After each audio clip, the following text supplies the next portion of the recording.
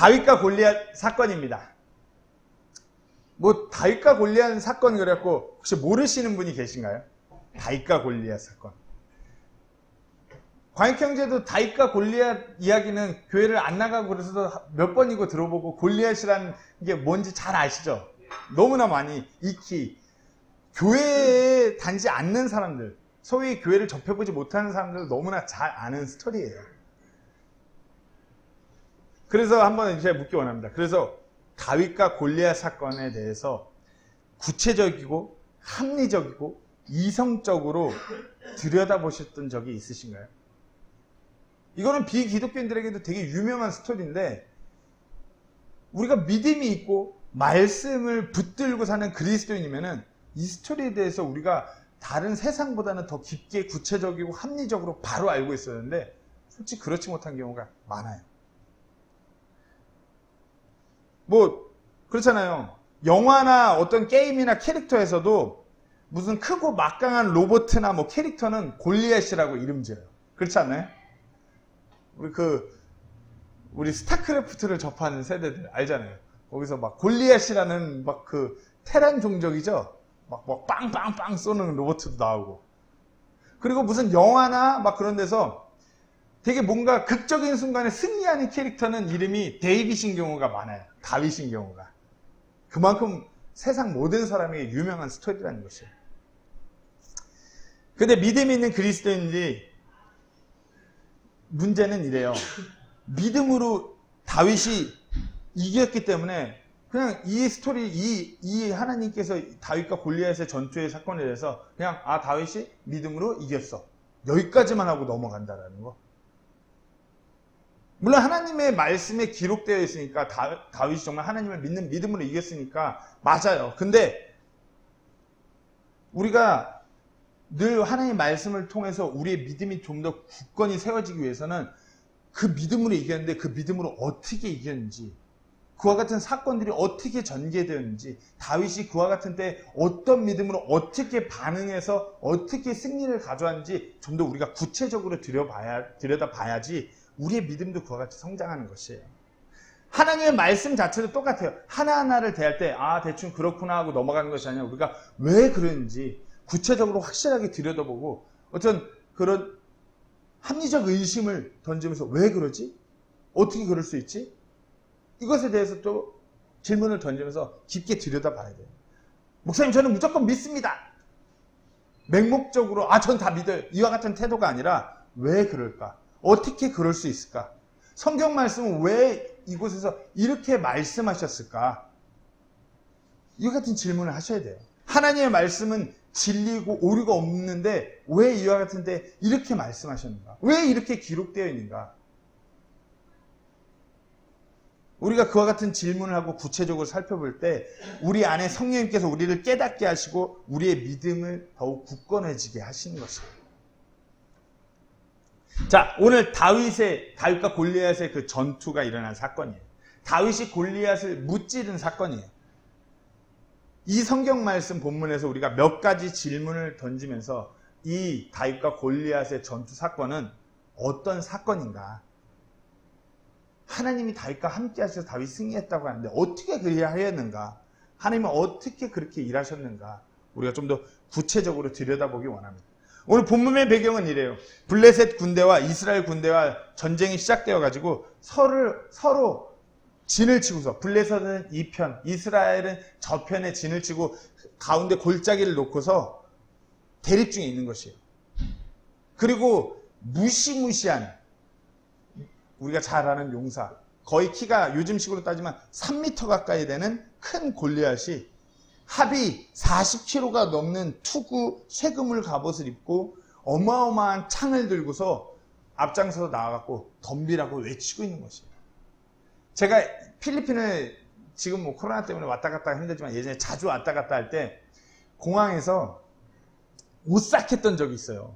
카트를 이렇게 밀고 가잖아요. 밀고 이민국 앞에 섰는데 한국에 도착했을 때죠. 한국에 도착해서 이민국 앞에 섰는데 뭔가 느낌이 싸해요. 뭐지? 이렇게 딱 들어오는데 여기가 사람 가슴인 거예요. 누구 만날게요? 하승진을 실제로 만난 거예요. 하승진이 2m 20 몇이잖아요. 이렇게 딱 했는데, 딱 있는데 사람 가슴이 여기 있고, 이렇게 하는데 뭔가 오싹한 기운이 맴돈. 2m 20 몇인 우리나라 뭐, 한때 최고 키가 컸던 농구 선수죠. 하승진을 봤는데. 그럼 생각해보세요. 3m는 얼마나 크겠어요? 어마어마하게 커요. 그런 골리앗이 지금 이스라엘 군대를 향해서 외치는 것입니다. 야, 덤비라고. 막 멸시하고 조롱하면서 야, 니네 하나님 어디 갔냐? 왜 안 덤비냐? 뭐 이러면서 외치고 있는 상황인 것이에요. 그리고 이스라엘 모든 지금 군대 용사들은 이 한 명한테 겁에 질린 것이에요. 사울 왕을 비롯한 모든 군대 병사들이 벌벌 떨고 있는 상황이에요. 그런데 이제 형들에게 음식을 가져다 주고 안부를 알아보고자 방문한 한 15세 정도였다고 봐요. 아주 어린 소년 다윗이 이 상황에서 골리앗이 하나님의 군대 이스라엘을 조롱하는 것을 듣게 되죠. 감히 저 따위가 뭔데 살아계시는 하나님 군대에게 도전할 수 있는 거야. 그러면서 이제 어떻게 저 따위가 그럴 수 있어. 그리고 사울왕에게 불려가서 사울왕이 야, 너는 어려서 아직 싸울 수 없다라고 그래요. 그렇게 말하니까 다윗이 자기가 이때까지 어떤 생활을 해왔는지, 늘 내 양들을 지키기 위해서 목동으로서 사자나 곰과 맞서서 싸워 이겨왔다고 말하고 저 할례 받지 못한 이방 민족을 그 사자와 곰같이 만들어버리겠다고 말해요. 그리고 자신을 늘 그렇게 사자라 곰으로부터 지켜주신 하나님은 저 블레셋 사람으로부터도 자신을 지켜줄 것이라고 강력히 말하니까 사울이 아 그래? 그 하나님이 너와 함께 계실 것이야. 주께서 너와 함께 계시기를 원한다. 그렇게 하고 허락을 하고서 이제 전장에 나가기 시작하는 것이 오늘 본문 바로 이전의 상황이에요. 그리고 오늘 본문은 그런 상황에서 이제 다윗이 나가서 여차여차해서 돌팔매를 던져갖고 골리앗 이마에 한 방을 빡 맞추고 승리하는 장면인 것이에요. 오늘 이 상황에 대해서 우리가 몇 가지 그런 합리적인 질문을 던지면서 말씀을 나눠보려고 해요. 결론부터 말씀드리자면 다윗이 다들 무슨 엄청난 기적적으로 골리앗을 이겼을 거라고 생각하시는데 결론부터 말씀드려주면 그와 같은 기적은 오늘 상황에 없어요. 없다라는 거예요. 엄청난 기적으로 다윗이 이긴 것이 아니에요. 우리가 그 부분에 한번 좀 이제 요런 식으로 질문을 하시겠구나 머릿속에 잡고서 이렇게 말씀을 나누도록 하겠습니다. 자, 우리가 오늘 이 상황에 첫 번째로 던질 질문은 사울의 갑옷과 칼을 거부한 다윗의 행동은 올바른 행동이었는가? 한번 생각해 보세요. 사울 왕이 가지고 있는 장비들이에요. 사울 왕이 차고 있는 칼이고 사울 왕이 입었던 갑옷과 투구예요.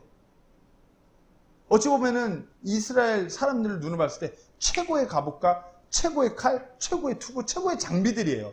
근데 다윗이 이제 싸우러 나갔는데 이 최고의 장비들을 거부한 행동을 취했어요. 과연 이것이 옳은 행동이었는가? 오늘 본문 38절, 39절 제가 다시 한번 읽겠습니다. 사울이 자기 갑옷으로 다윗을 무장시키고 노투구를 그의 머리에 씌워주며 또 쇠 그물 옷으로 그를 무장시키매 다윗이 그의 칼을 그의 갑옷 위에 차고는 그것을 시험해 본 적이 없었으므로 시험적으로 걸어보다가 사울에게 이르되 내가 이것들을 시험해 본 적이 없었으므로 그것들을 입고 갈 수 없나이다 하고 그것들을 벗고는. 다윗은 여기서 육신적인 선택이 아니라 영적인 믿음의 선택을 한 것이에요. 어떤 육신적으로 봤을 때는, 세상적으로 봤을 때는 가장 최고의 무기, 최고의 장비라 할지어도 영적인 전쟁에서는 그것이 쓸모없기 때문에 그것을 거부한 행동을 취한 것이에요. 다윗은 분명히 알았던 것입니다. 아무리 왕의 갑옷, 왕의 투구, 왕의 칼이라고 하여도 자신의 생활 가운데, 삶 가운데서 자기가 다루지 않았던 장비들 때문에 이와 같은 것들로는 싸우기 합당하지 않다는 것을 분명히 알았던 것입니다. 가시적으로 눈앞에 보이는 적은 육탄전을 앞으로 싸우면은 육탄전을 보면서 막 치고받고 싸워야 될 것 같지만 다윗은 이 싸움이 단순히 가시적으로 뭐 육적인 싸움이 아니라 영적인 싸움으로 하나님의 이름을 드높이는, 하나님을 높이는 그와 같은 승리를 쟁취해야 된다는 것을 분명히 알았던 것이에요. 때문에 육신적으로 뛰어난 장비를 선택하는 어떤 육신적인 선택이 아니라 영적으로 승리하는 믿음의 선택을 하고자 했던 것이었어요. 한번 생각해 보세요. 우리 눈으로 봤을 때 우리가 누군가 어떤 군대끼리 싸우는데 저기서 벌써 으리으리한 탱크를 갖고서 어마어마한 막 그 포병 이런 포 갖고서 막 이러고 다가와. 근데 갑자기 우리가 싸우러 나가는데 탱크도 안 가져가겠다. 이런 포도 안 갖고 가겠다. 그렇다고 뭐 K7 소총도 안 갖고 가겠다. 말이 될까요? 절대 육신적으로 말이 안 돼요. 우리 인간의 상식으로는 이해가 안 되는 행동이에요. 근데 다윗이 그와 같은 행동을 한 것이에요. 인간적으로 계산적인 사고는 절대 말도 안 되는 답임에도 불구하고 다윗은 영적인 전쟁에서는 세상의 원리, 세상의 이치로는 승리할 수 없기 때문에 세상 것을 신뢰하는 것이 아니라 믿음으로 자신과 함께했던 그 하나님을 신뢰하는 그 믿음으로 나아가는 선택을 한 것이에요. 그리고 다윗은 시편에서 후에 이렇게 고백하죠. 시편 20편 7절 8절 말씀에 노트에 있습니다.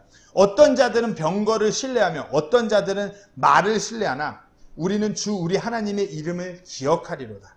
그들은 낮추어지고 쓰러졌으되 우리는 일어나서 똑바로 서리로다. 이때 당시 병거, 말, 전쟁에서 가장 최고의 수단이에요. 그렇기 때문에 늘 전쟁할 때 군대의 병사들이 그와 같은 것들을 신뢰하기 마련이에요.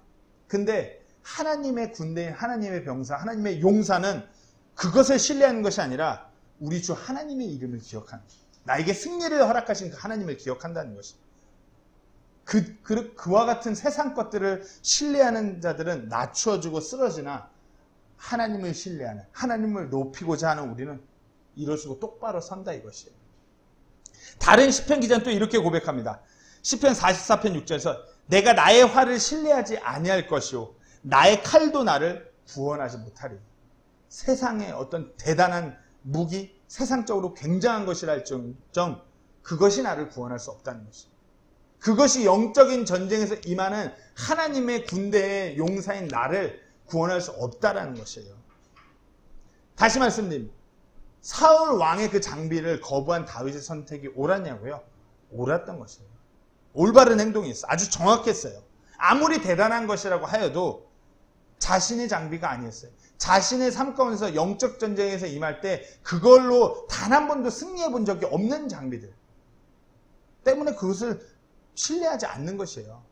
그저 아무리 보잘것없어 보여도 나에게 나의 삶 가운데서 늘 영적인 승리를 허락했던 그것이 뭐죠? 그 하나님을 믿는 믿음을 신뢰했던 것이에요. 우리도 똑같아요. 우리 삶 가운데서 절대로 어떤 경제적인 돈이, 어떤 세상적인 지위가, 어떤 세상적인 기회가 내 삶 가운데서 영적인 전쟁에서 승리하게 해줄 것이라고 생각하지 마셔야 돼요. 뭐 돈을 많이 벌고 돈을 잘 벌면 좋은 부모가 될 수 있을까요? 돈을 잘 벌면 좋은 배우자, 좋은 남편, 좋은 아내가 될 수 있을까요? 소위 세상적으로 잘 나가는 사람이라면 좋은 그리스도인 될 수 있을까요? 좋은 배우자, 좋은 남편, 뭐 인정받는 자녀가 세상적으로 잘 나가면 그 같은 사람이 될 수 있냐고요? 아니죠. 사울의 그 좋은 것들을 다윗이 신뢰하지 아니했듯이 우리가 그리스도인의 살면서 내 생활에 어떤 물질적인 것, 그것이 내가 감당하는 내 삶의 모든 것들을 온전히 이끌 수 있다는 착각을 버리셔야 돼요. 세상적인 그 무언가시 내 삶을 온전히 이끌어줄 거라고 착각하는 것들을 버리셔야 돼요. 그것은 나아가서 우상숭배를 하게 되는 것이에요. 다윗의 고백처럼 잘못된 것을 신뢰하는 자들은 낮추어지고 쓰러지게 되는 것이에요. 그렇잖아요. 눈앞에 어려운 상황에 우리가 금전적으로 풍요로워지면 얼마나 좋겠어요. 하지만 결단코 그것이 우리가 우리의 인생을 살아가면서 우리의 삶을 살아가면서 영적인 전쟁을 취할 때 우리를 승리하게 해주는 것이 아니라는 것을 분명히 아셔야 돼요. 다윗의 이와 같은 선택이 우리 안에서도 일어나야 되는 것이에요. 자, 두 번째 질문입니다. 다윗은 왜 지팡이와 돌 5개의 돌팔매를 손에 쥐었을까요? 오늘 본문 40절 말씀을 제가 다시 한번 읽겠습니다. 손에 자기의 지팡이를 들고 시내에서 매끄러운 돌 5개를 골라 자기가 지닌 목자의 자루 곧 짐 보따리에 그것들을 넣고 손에 자기의 돌팔매 기구를 가지고 그 블레셋 사람에게로 가까이 나아가니라. 여기서 이 한 구절에서 어떤 표현이 반복되죠? 어떤 표현이 반복될까요? 어떤 표현이 이 한 구절에서 반복될까요? 40절에 손에 자기의 지팡이를 들고 점점점 뒤로 가서 손에 자기의 돌팔매 기구를 가지고 뭐죠? 손에 자기 손에 in his hand 이게 2번 나와요. 한 손에 무엇을 쥐었는가를 정확하게 기록한 것이에요. 한 손에는 자기가 목동 때 늘 들고 다니던 지팡이, 한 손에는 자기가 목동 때 양을 지키기 위해서 늘 사용했던 그 무기인 돌팔매, 그리고 돌 5개를 준비했어요. 사울의 그 대단한 무기인 어찌 보면 그 왕이 들고 다니는 명검이죠. 우리가 명검 그러면 늘 붙는 호칭이 있죠. 엑스칼리버 막 이러면서 사울의 명검 엑스칼리버와 같은 그 칼을 거부하고 손에 쥔 것이 고작 지팡이에요. 돌팔매예요. 우리가 뭐 이 스토리를 알고 있으니까 알고 있는 것에서 벗어나서 뒤로 가서 이게 본다면 세상적으로 우리가 그냥 인간적인 시각에서 볼 때 정말 볼품 없는 것이에요. 누가 이제 우리 다 군대 다 갔다 왔으니까 K3죠. 보통 군대에서 사용하는 총이? 소총이? K1은 통신병들이 들고 다니는, 그죠? 아, K2인가요? 죄송합니다. 저는 K1만 들어갔고, K3가 소총이죠? 기관총, 그렇죠? 저는 K1 아니면 K3만 들어갔고, K1, K3, 뭐 K2 이거 들고 나타났는데, 누가, 우리 정우 같은 애가, 이거 뭐죠? 요거? 갑자기 이름이 기억 안 나요? 새총 들고 나타나서 이러고 가는 격인 거예요, 지금, 다윗이. 지금 어마어마한 막 3m짜리가 K3 소총을 마치 K1 들듯이 이렇게 들고 나타나는데 정우 같은 꼬맹이가 나타나고 새총 들고서 야 덤벼! 이러고 가는 격이에요 지금.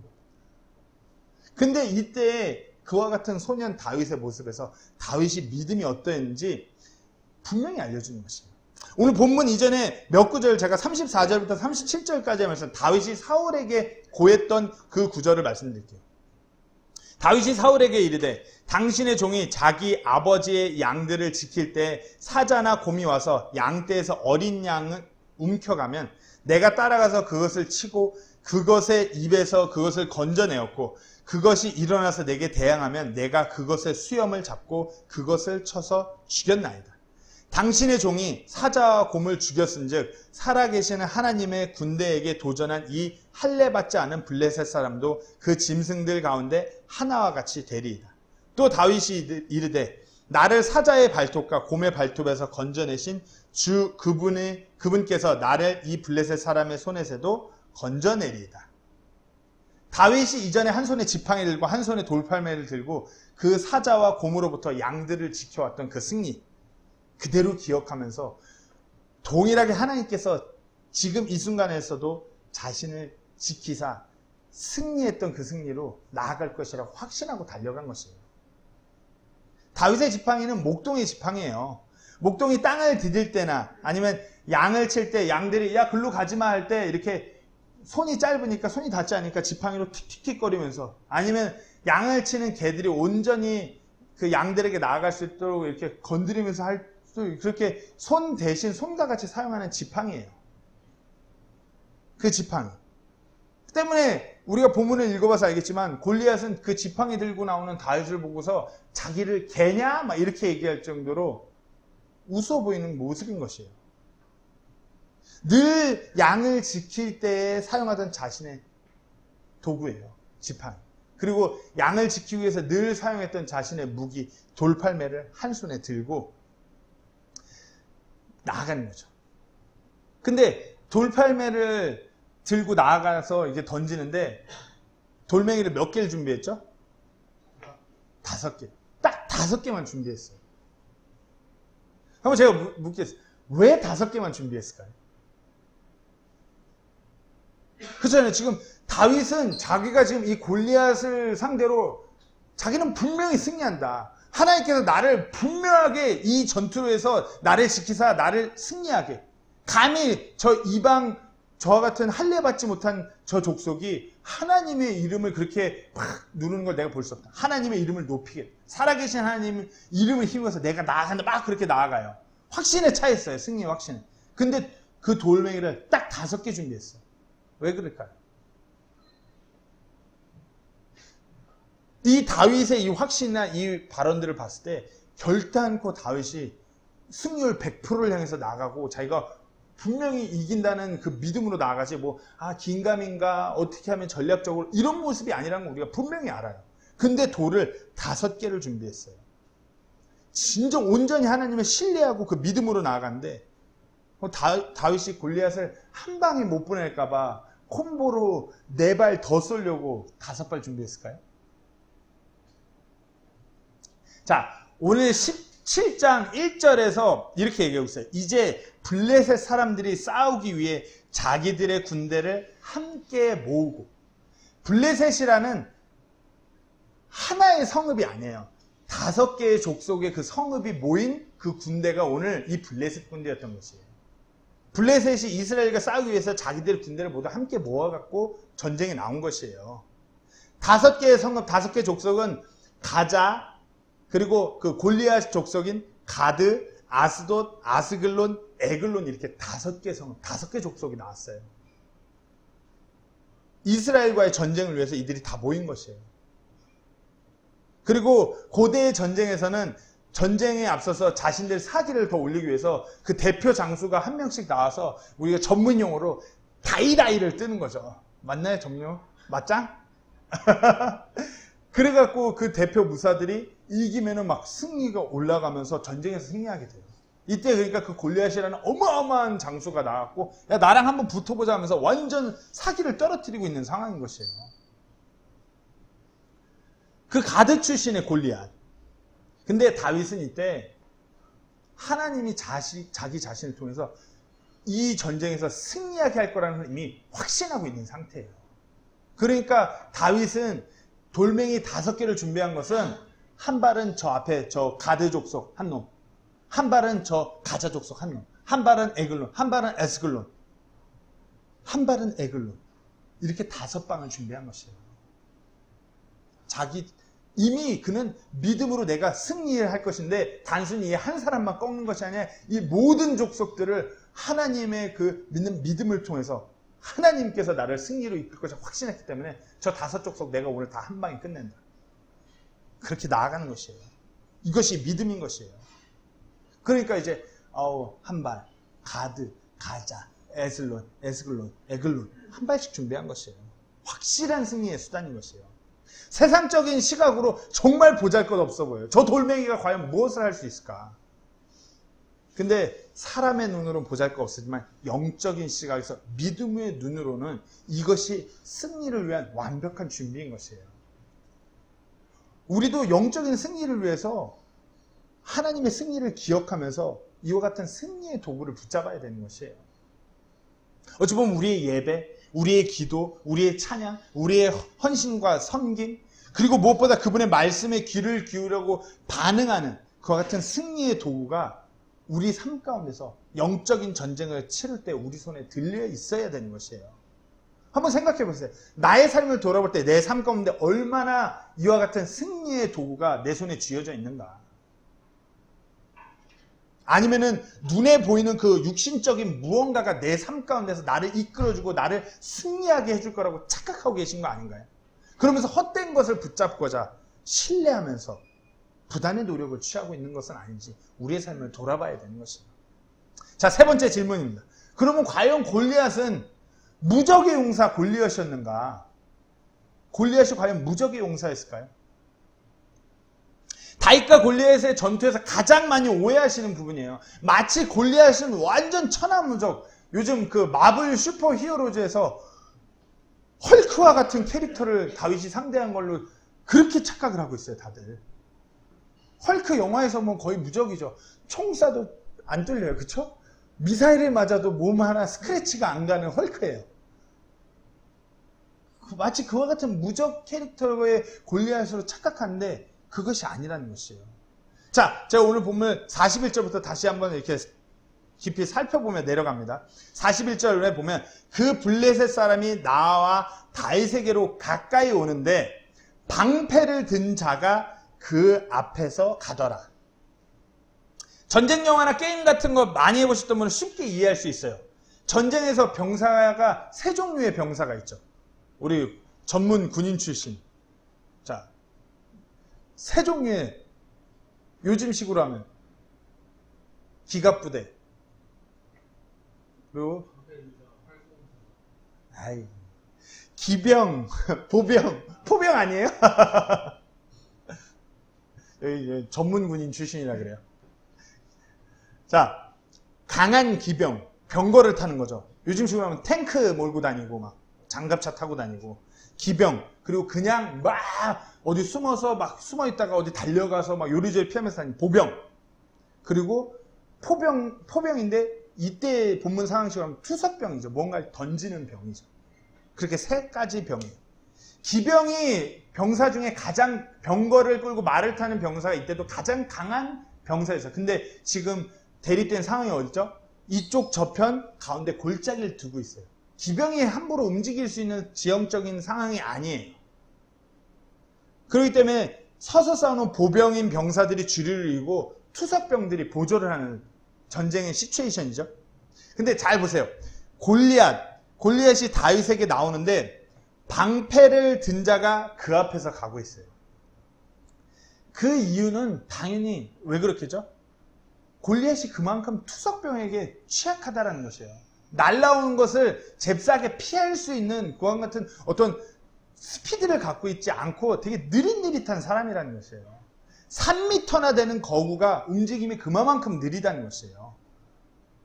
그만큼 투석병에게 취약하기 때문에 골리앗이 그 소년 다윗 하나한테도 가는데도 방패를 든 자가 그 앞에서 가는 것이에요. 절대로 골리앗은 헐크와 같은 무사가 아니에요.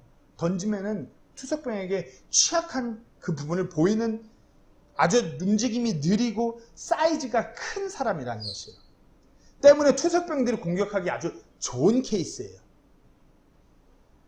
그리고 보시면은 그렇게 몸이 느려갖고 투석병에게 쉽게 노출되고 그런 약점이 있을 뿐만 아니라 보면은 골리앗이 시력이 좋지 않았음을 우리가 성경 구절을 통해서 보게 돼요. 오늘 본문 42절을 보겠습니다. 그 블레셋 사람이 둘러보다가 다윗을 보고 그를 업신이 여겼으니 이는 그가 단지 소년이며 혈색이 좋고 용모가 아름다웠기 때문입니다. 블레셋 사람이 뭐라고요? 둘러보다가 지금 앞에 나오는 건 다윗 한 명이에요. 어딜 둘러봐요? 그만큼 시력이 좋지 않다라는 것이에요.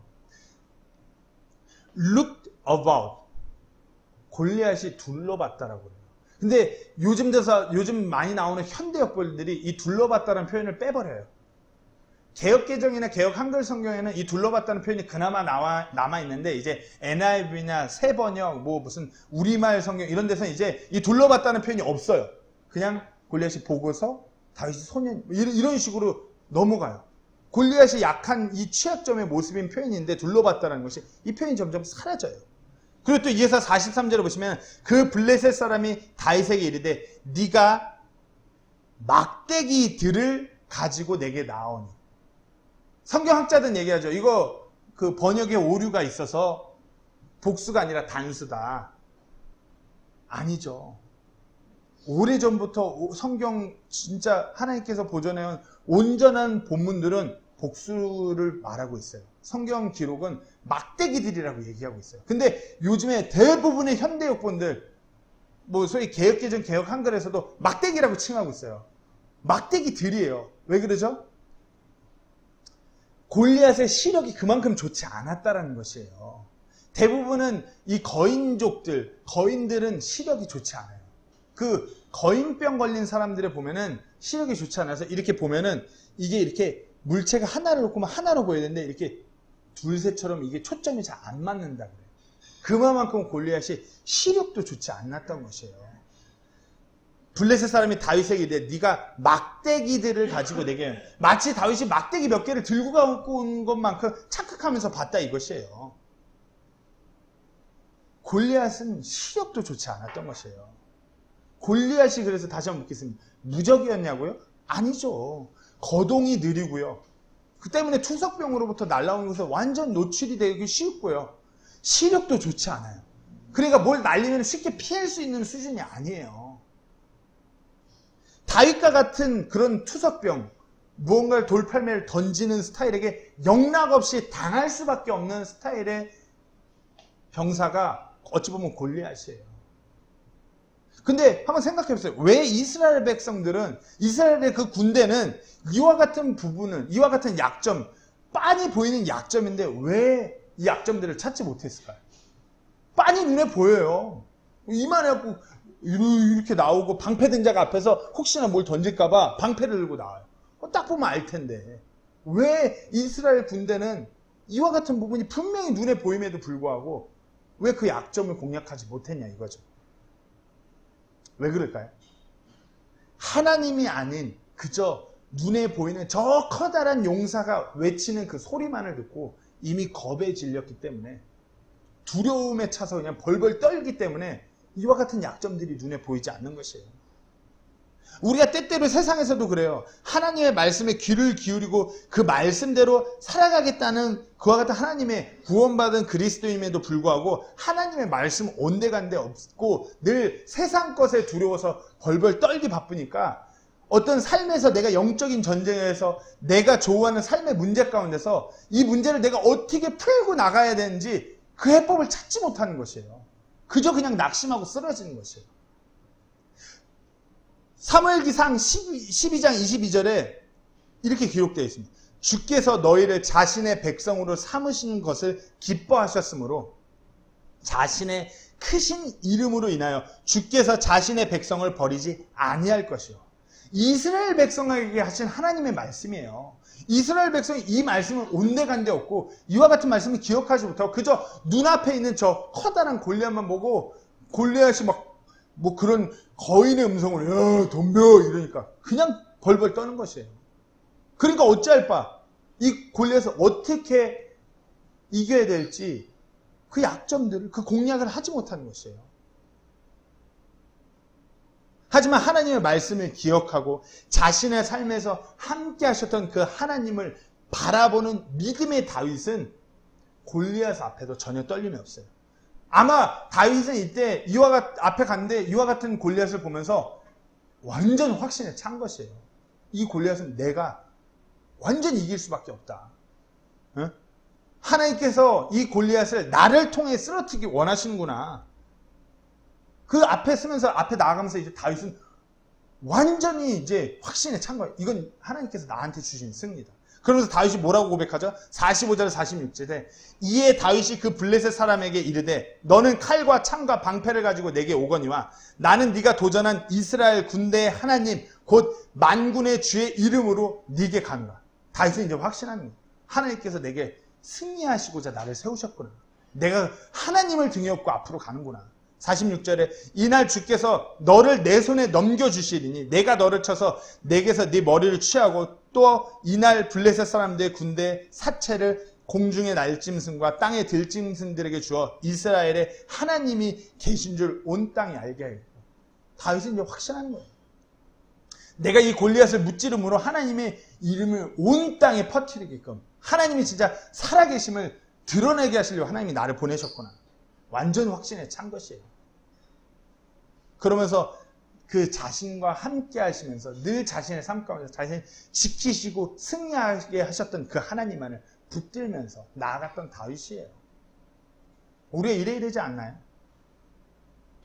우리가 왜 어떤 삶에서 영적인 전쟁에서 왜 패배하고 맨날 빌빌대고 문제 앞에서 그냥 어찌할 바를 몰라하고 왜 그럴까요?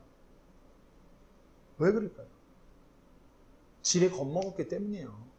우리가 귀 기울여야 될 걸, 진정 두려워할 분은 하나님이고 우리가 귀를 기울여야 할 건 하나님의 말씀인데 그것이 아니라 어떤 세상의 것을 두려워하고 세상의 소리에 자꾸 귀를 기울이고 그러니까 두려울 뿐이에요. 그러니까 어찌할 바를, 어찌 승리해야 될지를 모르는 거예요. 하지만 하나님을 두려워하고 하나님의 말씀에 귀 기울이는 사람은 어찌 승리해야 될지를 강하게 알게 되고 확신에 차서 나아가게 되는 것입니다. 자, 네 번째 질문. 그러면 다윗의 승리의 비결은 무엇인가? 오늘 본문 48절부터 50절까지의 말씀을 쭉 읽겠습니다. 그 블레셋 사람이 일어나 나오며 다윗을 맞으러 가까이 올 때 다윗이 그 블레셋 사람을 맞으러 군대 쪽으로 빨리 달려가면서 손을 자루에 넣어 거기서 돌을 꺼내 돌파매의 기구로 그것을 던져 블레셋 사람의 이마를 치매 그 돌이 그의 이마에 박혀 그가 얼굴을 땅에 대고 쓰러지니 다윗이 이와 같이 돌팔매 기구와 돌로 그 블레셋 사람을 이기고 그 블레셋 사람을 쳐서 죽였으나 다윗의 손에는 칼이 없었더라. 블레셋 사람이 가까이 오자 즉각적으로 달려가서 돌팔매를 던져서 그 이마에 한 방, 딱 한 발이 그 이마에 그 한 발이 박히게 하고 다윗이 승리했어요. 그래서 자, 그러면 승리의 비결은 돌팔매와 돌이니까 우리 모두 자, 어디 가서 돌팔매랑 돌멩이를 주워야 될까요? 아니잖아요. 다윗의 승리의 비결은 이 돌팔매와 돌이라는 물건이 아니잖아요. 다윗의 매일 하루하루의 삶이었어요. 그 삶이에요. 매일 하나님과 동행하면서 어린 나이에 맹수를 만남에도 두려워하지 않고 자신을 늘 지켜주신 그 하나님을 의지하고 하나님을 찬양하면서 늘 하나님을 신뢰하면서 나아갔던 다윗의 삶이 그 승리의 비결인 것이에요.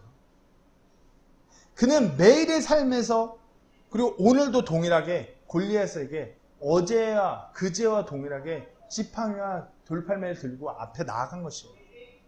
그는 골리앗이라고 해서 그 좋은 갑옷, 어떤 좋은 칼을 가지고 나아간 것이 아니에요. 그저 자신의 매일의 삶을 갖고 전장에 임한 것이에요. 매일의 삶이 그 다윗을 두려움이 아닌 승리의 확신을 가지게 한 것이에요. 다윗은 절대로 지을 수 없는 그 무기, 매일의 삶 가운데서 자신이 그 신뢰하는 그 하나님을 믿는 믿음으로 그 믿음이라는 무기를 붙들고 나온 것이에요. 때문에 다윗은 승리할 수밖에 없었던 것입니다. 그것이 승리의 비결이었던 것입니다. 자, 마지막 질문. 그래서 이 전투는 어떤 기적의 사건인가요? 오늘 본문 50절 보면 마지막에 그 블레셋 사람을 쳐서 죽였으나 다윗의 손에는 뭐라고요? 칼이 없었더라. 3m가 넘는 용사를 쓰러뜨렸어요. 근데 그 손에 칼이 없었대요. 칼이. 그래서 오늘 우리가 나누었던 이 사건이 어떤 하나님께서 초자연적인 현상을 기적적으로 이루셔서 승리를 이끈 사건인가요? 마치 우리가 이전에 다루었던 여리고성을 함락시킬 때처럼 난공불락이라는 성벽을 하나님께서 뿜 해갖고 무너지게끔 하셨던 그와 같은 기적적인 사건인가요? 무슨 SF 스펙타클한 그와 같은 뭐 영화의 한 장면처럼 빠방 하면서 일어나는 사건인가요? 그와 같은 기적은 여기 없어요. 하지만 우리가 이 본문을 쭉 하나님 말씀에 대해서 알듯이 모든 상황을 주관하시는 그분의 주권과 그분의 섭리를 여기서 보게 되는 것이에요. 이 골리앗의 전투에 다윗을 들어 사용하시고자 어린 다윗을 그렇게 하나님께서 늘 그의 삶 가운데서 인도하셨고 돌보셨고 지키셨던 것이었습니다. 그리스도인으로 우리가 세상을 살아가면서 진정 하나님의 말씀대로 신실하게 하루하루를 살아가는 사람은 때때로 삶 가운데서 어려운 영적인 전쟁에서 전투를 벌이게 될지언정 승리하는 것이 그렇게 대단한 기적이 아닌 것이에요. 어떤 우연의 일치도 아닌 것이에요. 왜냐? 그와 같은 영적인 전쟁의 전투는 하나님의 손 안에, 그분의 주권 안에 있기 때문인 것이에요. 모든 퍼즐이 맞아 떨어지듯이 그렇게 하나님께서 이끌어 나가시는 것이에요. 때때로 우리 삶 가운데 어떤 대단한 뻥 하는 기적이 없을지라도 우리가 하나님 손 안에 붙들려서 나아가고 있는 것을 분명히 아셔야 돼요. 때문에 우리가 매일의 삶 가운데 그렇게 나아가야 되는 것이에요. 그분의 손 안에서. 그래서 우리가 매일의 삶 가운데 다윗과 같이 그렇게 얼마나 준비되어 가고 있는가, 그것을 돌아보셔야 되는 것이에요. 매일의 삶 가운데서 그 어떠한 작은 것, 작은 대적이라도 내가 하나님께 붙들려서 하나님을 의지하면서 하나님의 방법대로 승리하는 삶, 그와 같은 삶이 매일 하루 쌓이고 또 한 달이 쌓이고 그렇게 쌓여간다라면 우리 앞에 어마어마한 대적이 나타난다 하여도 똑같은 것이에요. 작은 것을 이길 때나 큰 것을 이길 때나 우리는 승리하게 된 것이에요. 어떠신가요? 우리가 한번 생각하고 있는 것을 내 삶에서 나는 무엇을 내 자신에게 무엇을 승리하게 해줄 것이라, 혹시 헛된 것을 바라보면서 그것이 나를 승리하게 해줄 것이라 착각하고 있지는 않은가요? 우리 앞에 어떤 문제나 상황, 패배하는 두려움 때문에 어찌해야 승리할 수 있을지, 우리 대적의 허점이 우리가 어떻게 하면 승리할 수 있을지 빤히 보임에도 불구하고 전혀 승리하지 못하고 주저앉아 버리고 계시지 않은가요? 뭐 코로나 상황이요? 그렇죠. 물론 너무나 어려운고 힘든 상황이 분명하죠. 그래서 우리가 이 코로나라는 상황 가운데 하루하루 보내는 우리의 삶이, 우리의 이와 같은 영적인 전쟁이 그저 패배할 수밖에 없는 상황인가요? 그저 두려워서 어찌할 바를 몰라서 그저 낙심하고 주저앉아 버려야 되는 그와 같은 상황인가요? 뭐 저라고 안 두렵겠어요. 저도 두려워요. 가족들을 멀리하고서 이렇게 들어와갖고 이렇게 시간을 보내는 이와 같은 상황, 생활 하나하나 육신적으로 봤을 때 두렵지 않은 부분이 뭐가 있겠어요? 저도 똑같아요. 매일 이 상황에서 하루하루 제가 치러야 되는 그 영적인 전쟁에서 육신적으로 봤을 때 솔직히 어찌할 바를 모르겠어요. 하지만 하나님께서 아셔요. 하나님께서 우리와 함께하고 계셔요. 때문에 매일의 삶 가운데서 저 또한 이전에 내가 어떻게 내 삶 가운데서 승리했었지? 하나님과 동행하면서 내가 어떻게 승리했었지? 내가 하나님의 말씀을 통해서 어떻게 다시 딛고 일어났었지? 그 승리했던 기억을 떠올려요. 더 힘든 상황에서도 승리했었던 그때와 동일하게 하나님의 말씀을 붙들고 하나님을 등에 업고 영적인 전쟁을 치르고자 나아가는 것이에요. 그렇게 하니까 영적인 전쟁에서 내가 어떻게 나아가야 될지가 보이는 것이에요. 내가 어떻게 해야 승리할지를 보게 되는 것이에요. 한번 돌이켜 이와 같은 우리가 오늘 다윗과 골리앗의 전투에서 던진 이와 같은 질문들을 한번 우리 스스로에게 한번 던져보세요. 사울의 갑옷과 같은 그 무기, 보기에는 그럴싸한 세상적으로 그 대단한 그와 같은 것들이 나한테 과연 진짜 필요가 있는가? 내 영적인 전쟁을 이기기 위해서 이와 같은 필요가 내가 있는가? 나는 지금 어떠한 무기를 들고서 영적인 전쟁을 치르고자 하는가? 다윗은 막대기와 돌멩이를 들었어요. 막대기와 돌팔매의 돌을 들었어요. 나는 내 삶 가운데 무엇을 쥐고 있는가? 다윗은 자신의 생활 가운데 자신의 삶이라는 것을 들고 나아갔던 것. 나는 지금 무엇을 붙들고 있는가?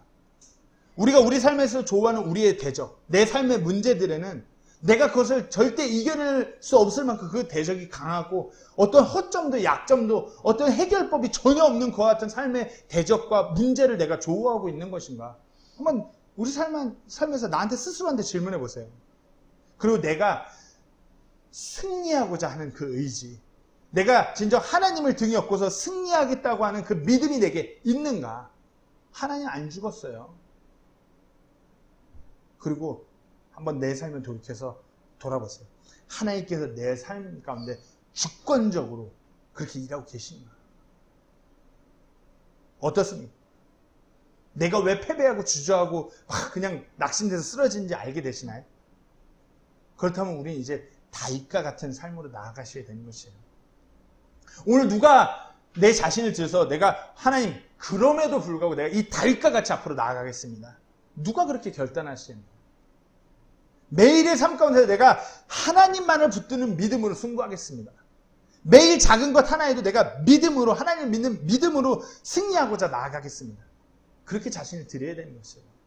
우리가 그렇게 자신을 들여서 다윗과 같이 나아갈 때 아무리 우리의 대적이 삶의 그 어려운 문제들이 우리 영적인 전쟁에서 우리 앞에 놓인다 하여도 우리가 그와 같이 나아갈 때 승리하는 삶으로 나아갈 수 있음을 분명히 하시고 그렇게 나아가는 우리 모두가 되기를 간절히 소망합니다. 기도하고 마치도록 하겠습니다.